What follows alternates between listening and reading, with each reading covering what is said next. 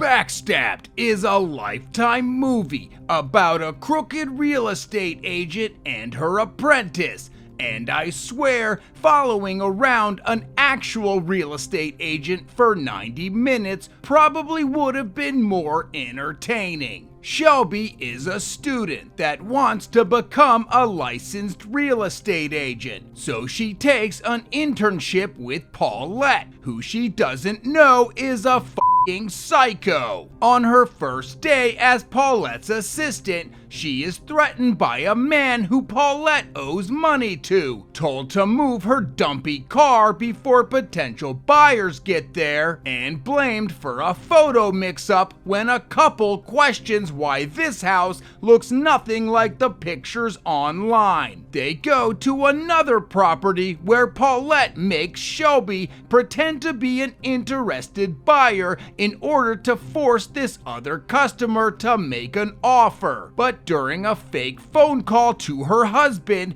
she blurts out a number way higher than she was instructed to say and scares the buyer off. You must have a lot of money to burn, lady. What the hell were you doing? Paulette locks up her office for the night and is confronted by the property manager who demands her overdue rent money. She says she needs more time, and when he walks away, she sneaks into a storage room, which is where she lives. The next day, Paulette and Shelby try the same scheme again, this time tricking a gay couple into buying the place, and it works. They toast champagne to celebrate. You know, yesterday my hope for you had begun to fade. You mean on her very first day working for you? Shelby tells her that she's happy they made the sale, but her husband doesn't approve of their methods for selling real estate. While picking Shelby up for work, Paulette sneaks into her house and checks her husband's planner, which isn't a very good planner considering he has to write in the date and day of the week himself. Paulette shows Shelby a plot of land that she wants to turn into a luxury neighborhood. All she needs is $50 million.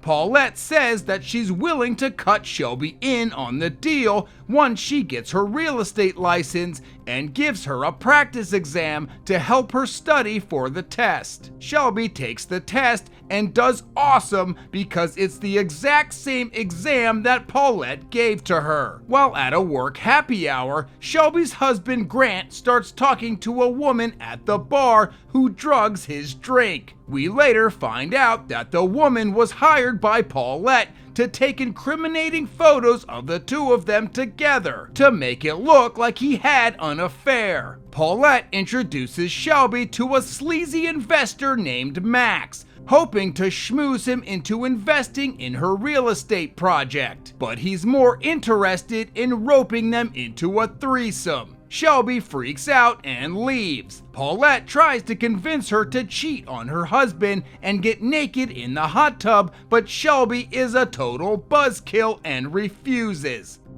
Shelby tells Grant that she's quitting as Paulette's assistant. Paulette sends the incriminating photos to Grant's phone from an anonymous number, which Shelby sees. Shelby calls Grant a cheater and storms off. While sulking in a motel room, Shelby receives a text from Paulette saying she closed on a house and has her commission check, which is spelled completely wrong. She swings by Paulette's office and collects her check, which is dated October, even though her phone said it was November like 20 seconds ago. Shelby breaks down and tells her that Grant is cheating on her and asks for her job back.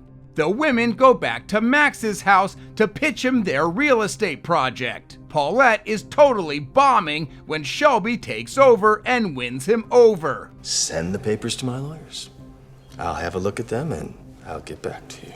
Paulette is pissed that Shelby stole the show from her and tells her to find her own ride home. Grant contemplates life in a bar and sees the woman from the other night, who admits that Paulette hired her to drug him, take him home, and stage those photos. He tries to explain this to Shelby, but she doesn't believe him without any proof. so she sneaks into Paulette's closet/home and stumbles upon the phone that Paulette used to send her the photographs. Paulette says that she did it for her own good, and Shelby quits once again. You're done!